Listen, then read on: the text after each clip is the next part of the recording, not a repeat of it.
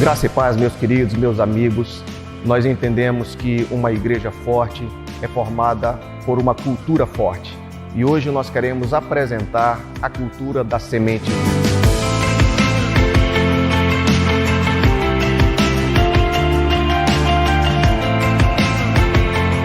Nós temos a cultura de compreender que o encorajamento começa em mim. A cultura de encorajamento é fundamental para qualquer instituição. A cultura de não participar do time da fofoca. O que os meus olhos não viram e os meus ouvidos não ouviram, não posso falar com a língua grande e a mente pequena. Nós temos a cultura de saber que eu faço parte do nós, que eu não sou uma ilha. O meu trabalho ou omissão interfere diretamente no sucesso do todo. Nós temos a cultura de trazer as pessoas para uma jornada ao nosso redor e não uma mera caminhada. Nós temos a cultura de delegar e não apenas jogar para as pessoas o que não gostamos de fazer. Nós temos a cultura de ter uma conduta atrativa. Precisamos ser pessoas que mudam o ambiente para melhor. A cultura de falar a mesma linguagem que promova os nossos valores, a nossa visão e a nossa cultura. Nós temos a cultura de honrar a atividade principal da igreja, o nosso culto. E por último, nós temos a cultura de não competir, mas cooperar. Eu creio que, seguindo essa cultura, todos esses pontos, nós nos tornaremos uma grande igreja nesse estado.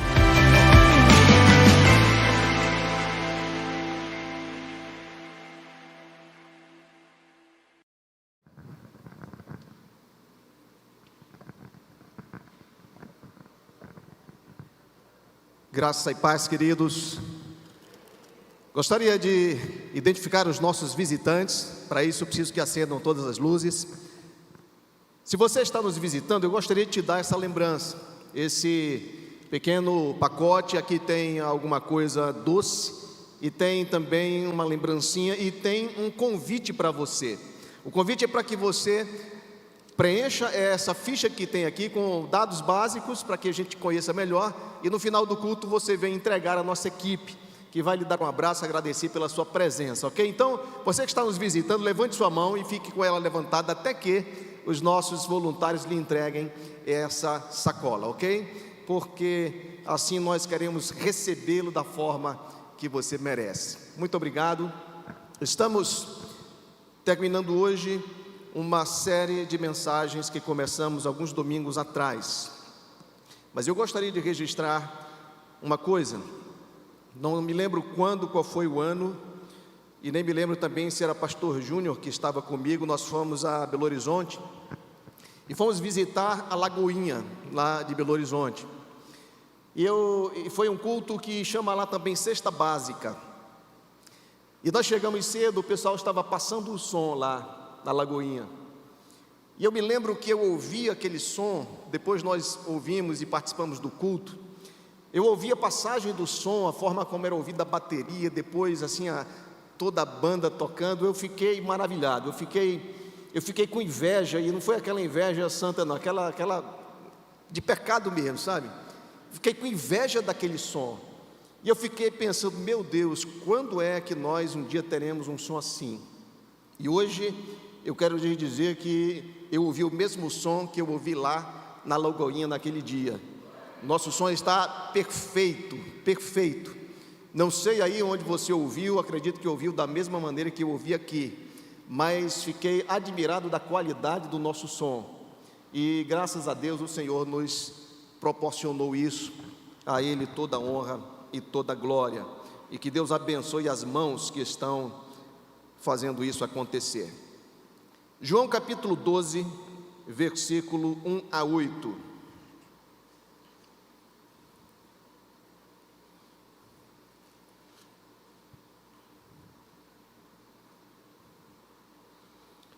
João capítulo 12, 1 a 8, nós vamos encerrar hoje a série de mensagens sobre como ter uma vida abençoada.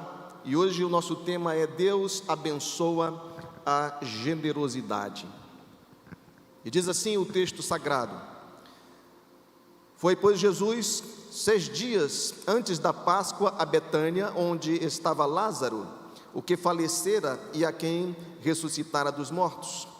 Fizeram-lhe, pois, ali uma ceia, e Marta servia, e Lázaro era um dos que estavam à mesa com ele.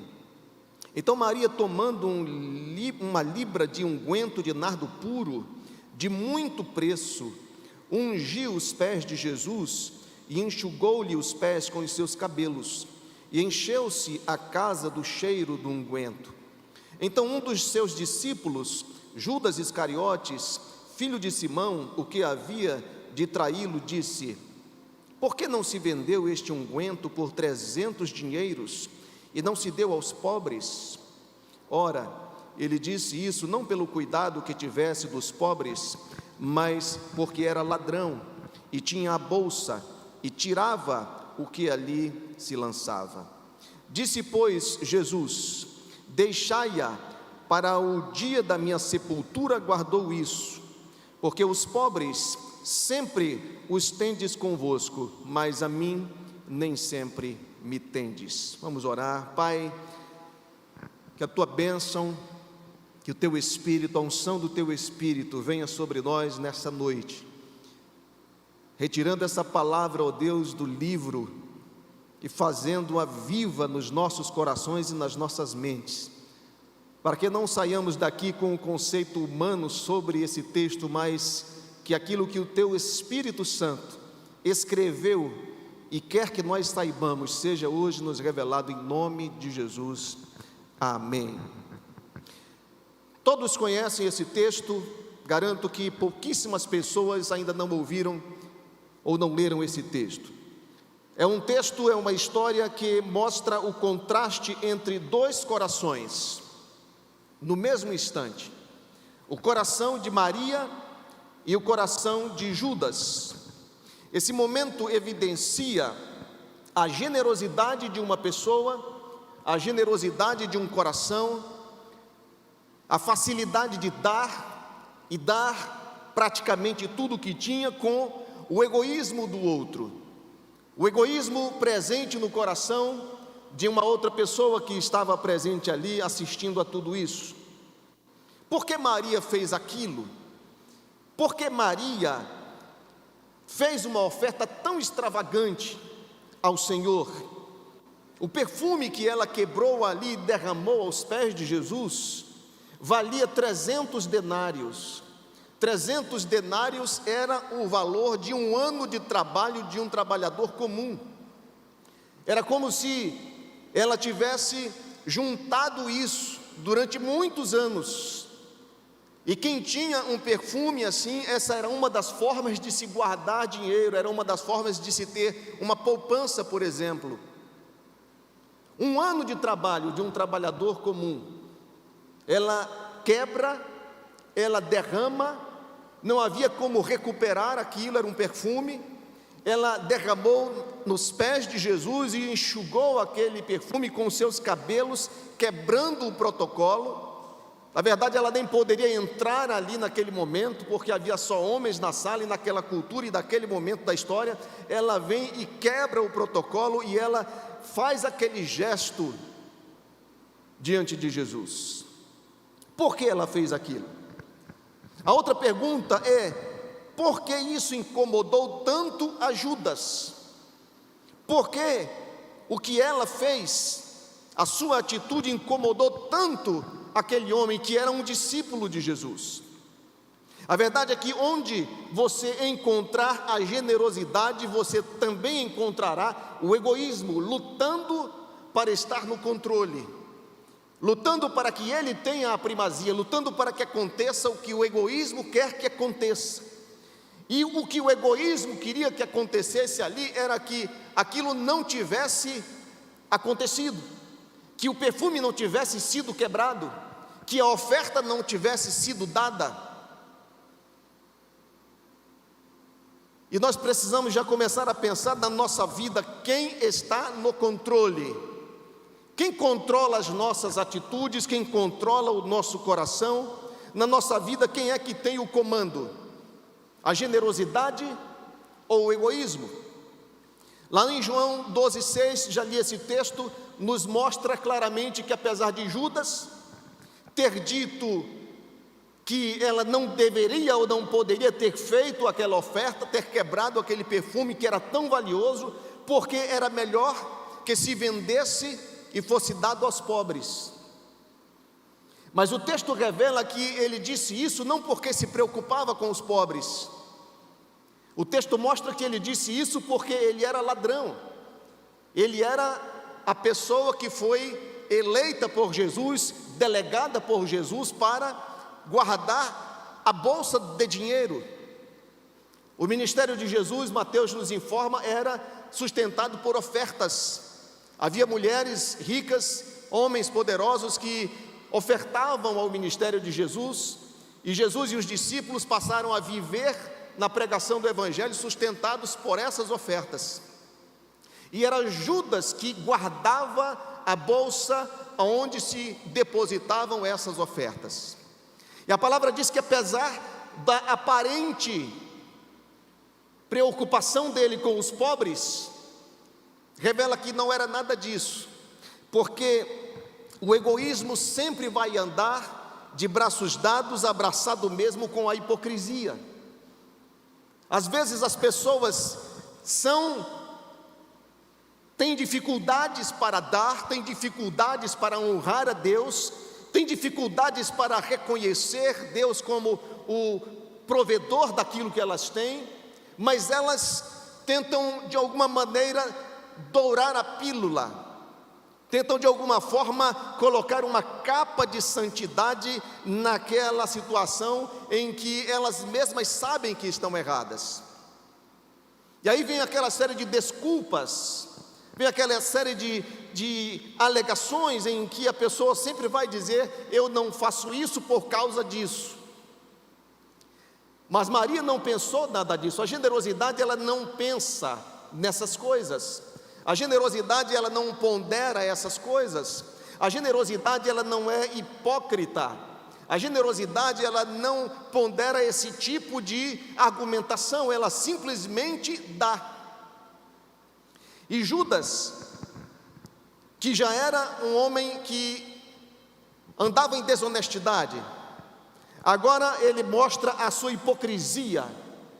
Era também um invejoso, porque quando ele viu aquela mulher doar, dar, derramar aquele perfume em honra, em oferta a Jesus, a primeira coisa que deve ter batido no seu coração foi a inveja de ele mesmo não ter aquele recurso, de ele mesmo não ter aquela possibilidade, de ele mesmo não ser o dono daquele montante.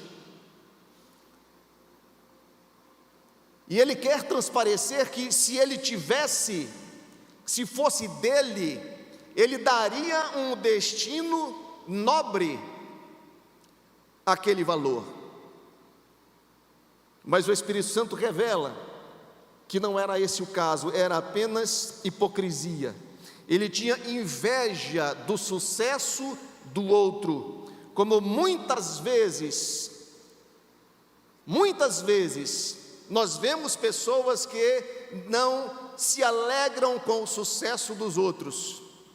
Vemos pessoas que não festejam, que não celebram o sucesso, a vitória dos outros, por inveja. Às vezes é uma inveja que traz um ressentimento, e às vezes esse ressentimento ele é direcionado primeiro à pessoa, mas é camuflado por uma história bonita, por qualquer que seja a situação, mas esse ressentimento às vezes é transportado para Deus. Porque Deus deu a ele e não deu a mim? Se tivesse dado a mim, eu saberia usar. Se tivesse dado a mim, eu saberia o que fazer. Mas Deus sabe porque dá a uns e não dá a outros. E esse texto revela claramente as razões porque Deus deu a Maria e não deu a Judas. E isso serve para nós como uma lição. Por que Deus nos mantém muitas vezes com pouco? Por que Deus muitas vezes nos mantém sem nos colocar sobre o muito? Porque Deus conhece o nosso coração. É claro que não é apenas isso, existe uma série de variantes, de variáveis nisso, mas Deus conhece o nosso coração. Judas estava vendo aquilo com inveja por não ter não ser o dono daquilo, porque se ele fosse, jamais depositaria aos pés de Jesus, dada a informação de que até aquilo que era para o mantimento de todos eles, ele roubava. E o texto mostra que a intenção de Judas, quando ele reclama, quando ele se ressente, quando ele tem inveja e tenta dizer que a mulher havia errado e ele haveria de fazer o certo se fosse o dono daquilo, o que ele queria era apenas roubar, o que ele queria era apenas se apropriar daquilo que não era seu.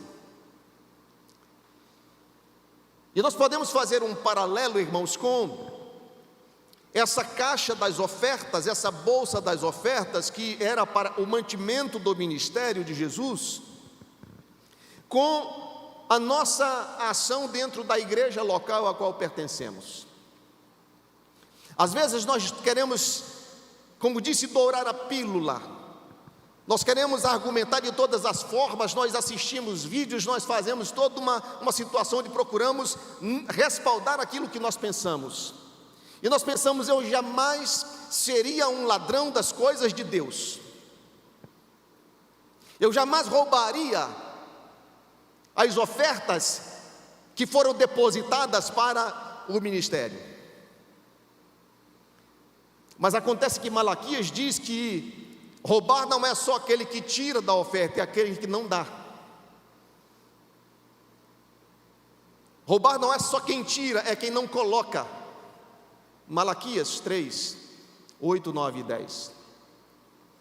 Por isso que às vezes nós estamos precisando rever os nossos conceitos, rever as nossas informações, rever as nossas desculpas. E esse texto esclarece perfeitamente a situação. E saiba, Deus sempre vai nos testar na área das nossas fraquezas. Judas estava sendo testado por Jesus. Judas, quando o chamou para guardar a bolsa, ele sabia quem Judas era. Ele sabia inclusive que Judas seria o traidor. Ele sabia que Judas tinha pretensões, tinha preocupações, tinha anseios de outras coisas e não aquilo que ele veio fazer.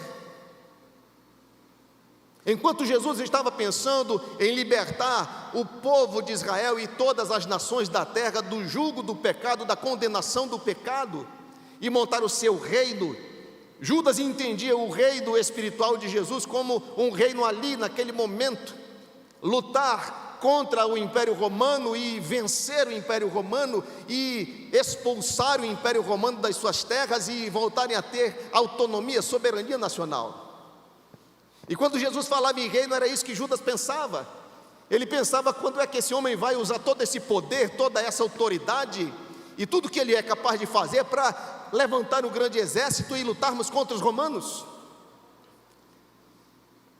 E quando ele percebe Jesus falando de amor, de dar a outra face,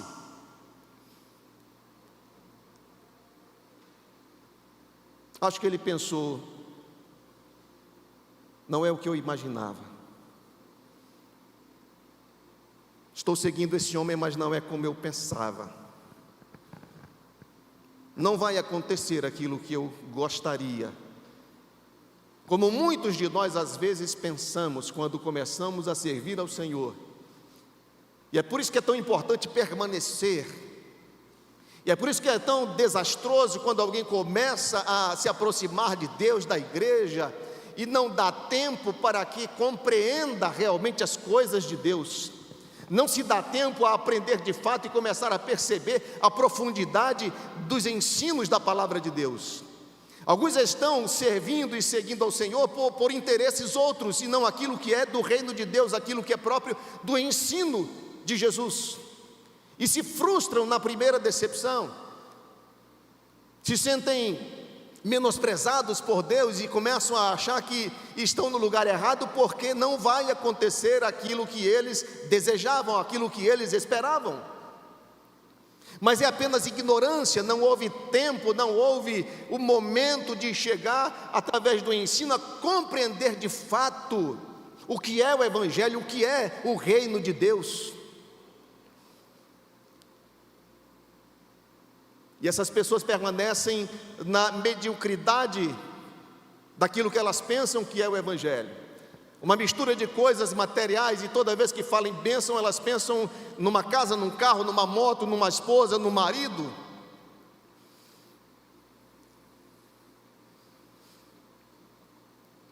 Deus sempre vai nos testar com as nossas fraquezas. Jesus conhecia o coração de Judas e disse: você será aquele que vai guardar a bolsa. Qual era a intenção de Jesus? O que Jesus queria? Que aquele homem vencesse as tentações que o assolavam.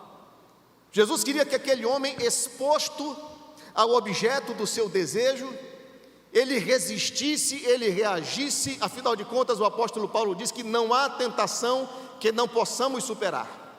Não há tentação que nós não consigamos vencer, porque a própria tentação já traz consigo o escape. Então o que Jesus queria daquele homem não era que ele caísse, não era tentá-lo para que ele caísse, era tentar fazer o contexto acontecer para que ele, sendo tentado, vencesse, como tem que acontecer com cada um de nós.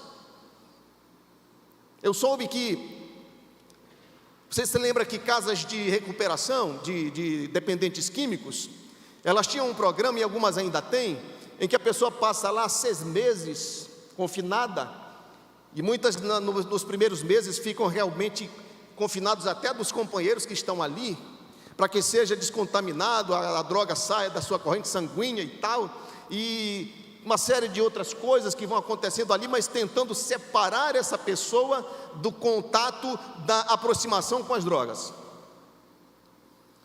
E a pessoa passa 1 ano ali. E sabe o que acontece quando elas saem?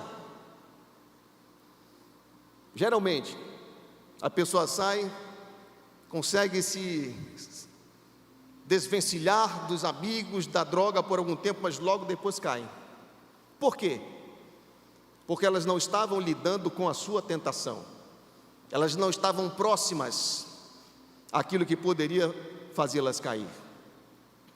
Hoje eu sei que a Cidade Viva, lá em João Pessoa, eles têm um programa que o dependente químico passa 1 mês dentro de uma casa de recuperação, recebendo instrução, recebendo subsídios, recebendo informações e recebendo ferramentas para que ele, ao sair, ele possa conviver com aquilo que é a sua dificuldade e vencer. E não é o que acontece com todos nós? Cada um de nós tem nossas fraquezas, cada um de nós sofre tentação em alguma área que para uns não é, para outros é, e nós temos que vencer isso. Judas estava passando por esse processo. Judas estava sendo tratado por Jesus para vencer a sua dificuldade, como todos nós precisamos vencer a nossa dificuldade na área financeira. Como todos nós, e essa é a razão de estarmos falando sobre isso, essa é a razão de estarmos repercutindo o ensino de Jesus, que foi profícuo, foi muito. Mais de 30% do ensino de Jesus foi sobre posses, dinheiro, finanças, porque isso pode destruir a nossa vida ou ajudar a construí-la, a forma como nós lidamos com as nossas finanças. Eu disse há uns domingos atrás que quando Deus me salvou, quando eu realmente tive um encontro com Jesus, só isso Deus já me abençoou com mais de 50% do que eu ganhava. Eu já tive isso a mais de salário, sabe como? Porque eu gastava mais de 50% do que eu ganhava com bebidas e drogas. E eu parei de gastar. Eu agora tinha esse recurso para fazer aquilo que eu deveria sempre ter feito, honrar ao Senhor e cuidar da minha família.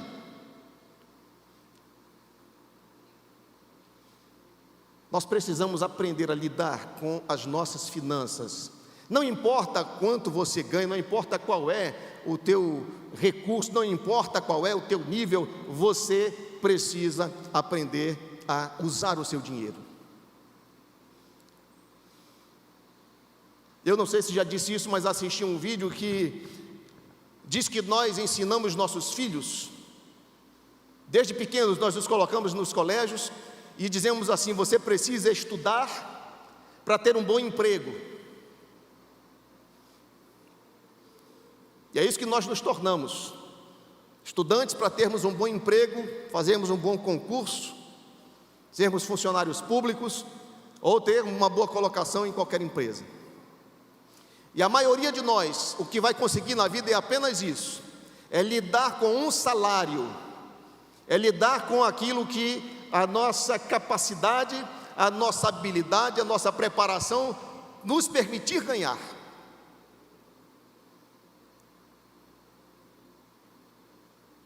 Mas nossos pais não nos ensinam sobre ativo e passivo.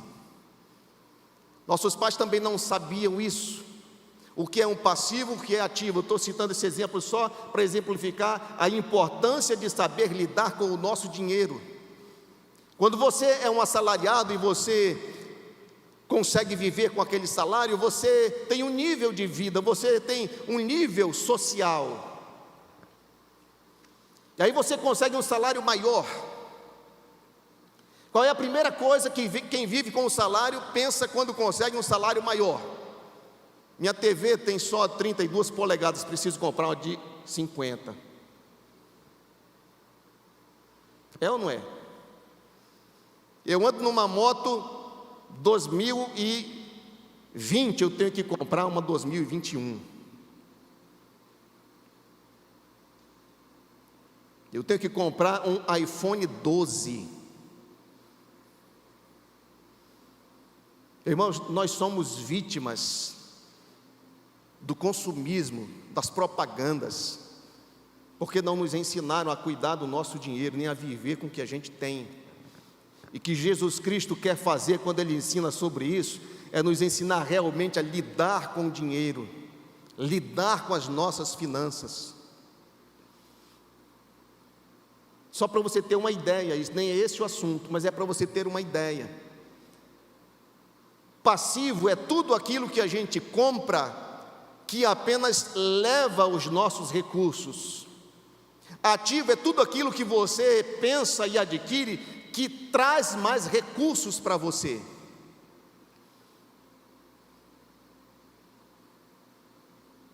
Estão entendendo? Por que muita gente entra em dificuldades financeiras? Porque está gastando muito mais do que aquilo que precisaria para viver. É vítima das propagandas, é vítima das pressões, é vítima de querer mostrar que tem. Quando você vê um pobre com um iPhone 12, pode acreditar, essa pessoa, ela fez um sacrifício que não poderia ter feito, desnecessário.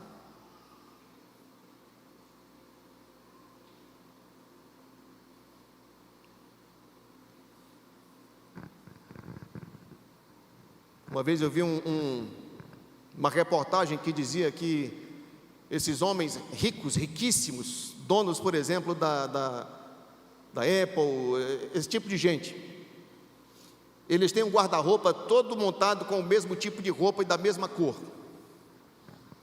Porque ele, quando acorda de manhã, ele diz: eu não quero usar minha cabeça para tomar esse tipo de decisão, tem outras mais importantes a tomar. Então ele já pega aquela mesma roupa que sempre usa e apenas está limpa, é outra, e ele vai embora trabalhar. Nós pobres, a gente compra com todo o suor do nosso rosto aquelas roupas caríssimas, não é? E ainda vai escolher antes de vir para o culto: eu vou com essa ou com aquela, essa combina com essa ou com aquela. Coisa de pobre, mentalidade de pobre.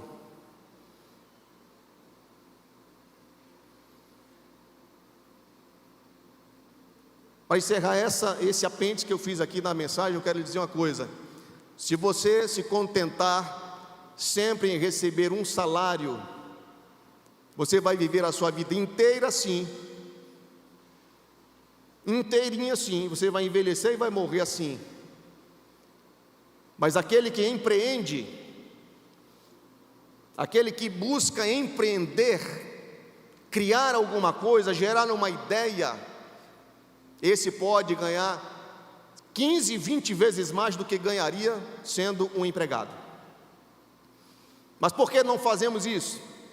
Primeiro, que não havia no país incentivo para isso. E segundo, que nós fomos criados para sermos empregados e termos um bom salário.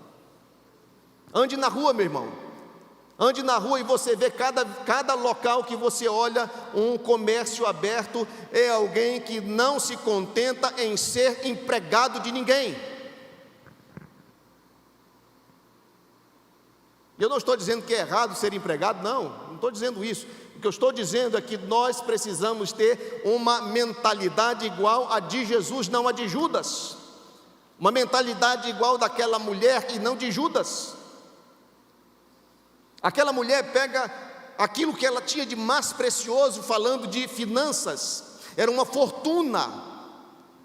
Calcule qual é o seu salário, multiplique isso por um ano inteiro, 12 vezes, sem gastar um tostão, e junte, faça a soma e se imagine com esse dinheiro. Aí um dia chega Jesus, no caso de Maria. Por que aquela mulher fez isso? Por que aquela mulher invade uma reunião e ela quebra aquele perfume aos pés de Jesus? A resposta está no começo do texto que eu li. É só você lembrar, diz assim: Jesus foi a Betânia e entrou na casa de uma família da qual ele havia ressuscitado um dos irmãos, Lázaro. Lázaro havia morrido e estava há 4 dias sepultado, e Jesus foi lá e disse àquele homem: Lázaro, vem para fora. E sabe por que Jesus disse Lázaro lá naquele cemitério? Jesus não disse venha para fora, todo mundo ia ressuscitar ali, irmãos, porque Jesus é o Senhor da vida e da morte. Mas ele disse Lázaro, vem para fora, e aquele morto ressuscitou e saiu do túmulo. Aquela irmã, aquela mulher, ela tinha um coração agradecido a Deus. Ela fez aquilo porque ela tinha um coração grato ao Senhor, cheio de amor pelo Senhor. Ela reconhecia o que Jesus havia feito por ela. Ela sabia quem era Jesus e sabia o que ele era capaz de fazer. Quando há gratidão no nosso coração, quando nós temos um coração agradecido ao Senhor, não há medida, não há conta a fazer. Judas presenciou esse milagre, mesmo assim, ele estava preocupado com roubar o dinheiro. Maria teve o seu irmão ressuscitado, ela estava preocupada em demonstrar todo o amor e gratidão a Jesus na forma de adoração, e adoração feita com aquela oferta extravagante. Então a raiz, muitas vezes, das nossas dificuldades em mexer com as nossas finanças, principalmente em relação ao Senhor, é apenas a ausência dessa experiência com Deus, é apenas a ausência dessa confiança no Senhor, é apenas a ausência dessa vivência com Jesus. Saber que é dele, foi ele faz, ele fez, e ter um coração agradecido, tão apaixonado por Jesus, que pode pensar assim: aquele que tem o poder para ressuscitar os mortos, como não poderá fazer qualquer outra coisa? E ainda para terminar, tem um outro segredo. Existe uma tal teologia da prosperidade que todos vocês devem conhecer, porque foi e está sendo muito usada em todo canto, em muitas das igrejas, que é assim: dê, porque se você der a Deus, Ele vai lhe devolver 100 vezes mais. Teologia da prosperidade. Foi falado aqui o tempo todo que as ofertas são sementes, você semeia e recebe mais. Isso é fato, está escrito. Mas a questão é a intenção do coração. Eu tenho certeza que Maria, quando quebrou aquele perfume aos pés de Jesus, ela não estava em nenhum momento pensando em recompensa. Ela não estava, nem passou pela sua cabeça ser recompensada por aquilo, porque o que ela estava fazendo era recompensar Jesus pelo que ele já havia feito.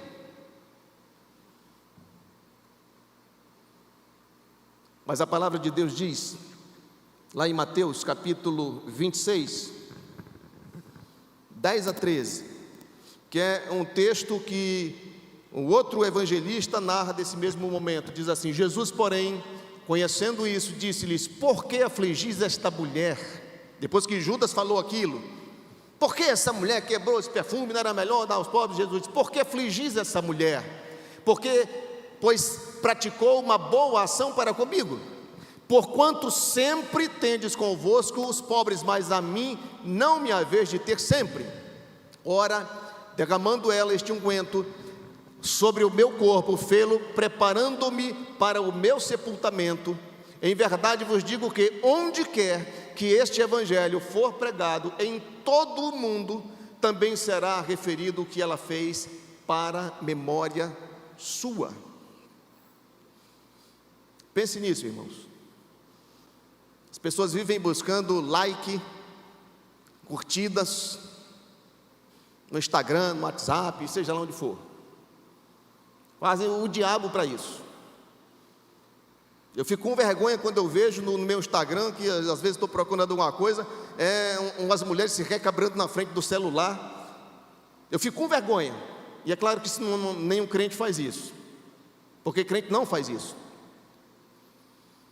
porque quer ser reconhecido, quer like, quer ver no final do dia. Eu tive milhares de likes, sabe? Essa mulher, ela fez apenas um reconhecimento a Jesus, em agradecimento, em amor a Jesus. Ela mostrou a sua adoração a Jesus com aquela ação, sem pensar em recompensa. Como diz, ela estava dando a Jesus porque já havia lhe dado. E Jesus diz assim: em todo lugar do mundo e em todas as épocas, depois daquele tempo, isso faz 2000 anos, em todo lugar que a Bíblia for lida e for pregado esse evangelho, essa mulher vai ser reconhecida por isso. E hoje estamos cumprindo essa palavra de Jesus. Essa mulher vai ser mencionada e reconhecida pela sua ação.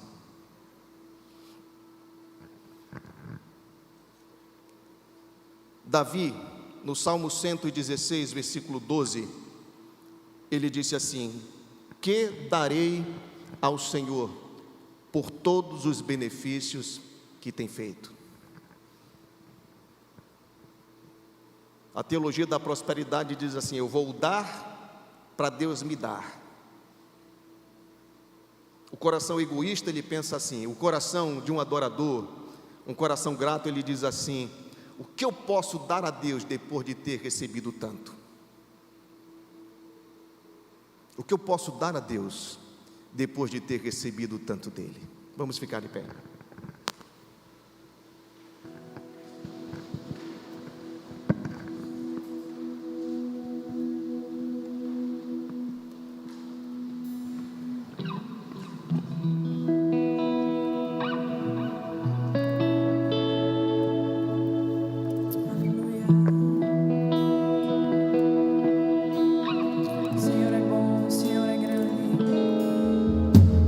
Grande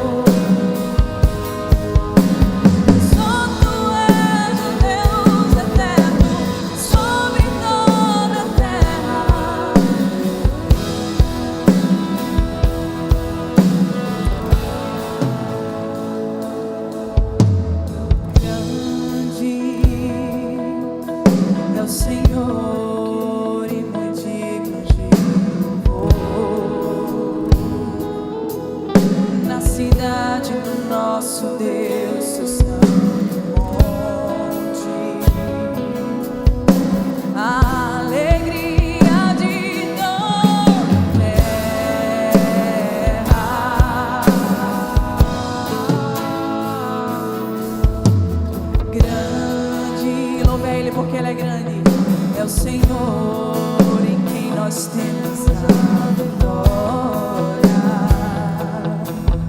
e que nos ajuda contra o inimigo.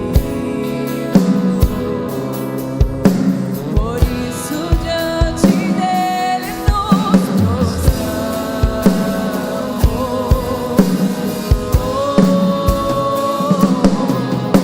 Queremos o teu nome engrandecer e agradecer-te por tua obra em nossas vidas. Confiamos em teu infinito amor.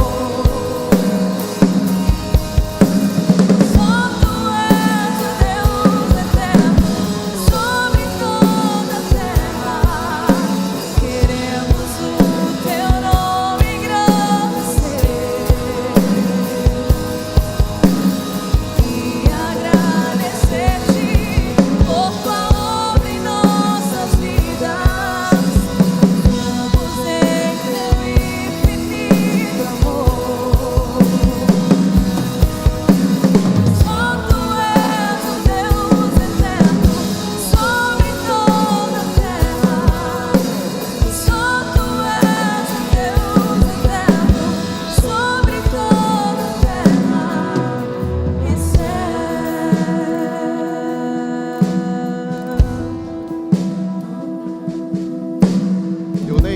Eu nem vou fazer a aplicação, eu nem vou fazer aquele movimento todo aqui que nós fazemos depois da mensagem. Eu só queria que você sondasse o teu coração e se perguntasse: quem eu sou nessa história? Eu sou Maria ou sou Judas? Só isso. Como você tem honrado a Deus? Como você tem tratado Deus dentro das tuas finanças? A resposta a essa pergunta pode mudar toda a tua vida. Amém? Keila está fazendo as inscrições para o Impulse. Será um trabalho evangelístico que estamos fazendo, lançando na verdade na igreja, na última sexta-feira de agosto desse mês. Você faz a sua inscrição, paga R$25 para cada inscrição, é R$25. Você quer trazer um convidado, você paga R$25 para trazê-lo. Você quer trazer dois, paga R$25 pelo outro, 50. Então, cada pessoa que você quer trazer, você paga R$25. Para que é isso? Esse dinheiro será revertido em 2 momentos de lanche que vamos fazer, na chegada e no final. Queremos receber essas pessoas com muita honra, e comida é algo que honra muito. Jesus estava ali num jantar, na casa de Lázaro, porque eles queriam honrar a Jesus. Maria que honrou muito mais do que o jantar. Mas nós queremos honrar os nossos convidados. Alguns vão chegar, como é sexta-feira, começa às 20 horas. As pessoas provavelmente, alguns virão dos seus trabalhos, e nós queremos recebê-lo com alguma coisa muito boa para comer, e no final também algo muito bom para que eles comam. E a intenção desse trabalho é fazer com que eles se aproximem de Deus, do Evangelho, da igreja, e possam ter uma visão diferente daquilo que muitas vezes, tão equivocadamente, as pessoas pensam de crente, de Deus, da igreja e do Evangelho. Amém? Faça a inscrição, ore pelo seu convidado. Quarta dimensão, na quarta-feira será o segundo culto. Nós vamos estar aqui já orando pelos nossos convidados, e quarta-feira que vem será o culto de ceia. Quarta-feira será o culto de ceia, e nós vamos explicar à igreja qual é a nossa posição, o pensamento sobre a ceia do Senhor. Amém? Todos estão convidados. Que o Senhor vos abençoe e vos guarde, o Senhor faça prosperar, e o Senhor faça com que o rosto dele resplandeça sobre cada um de vocês, e isso resulte em paz, em nome de Jesus.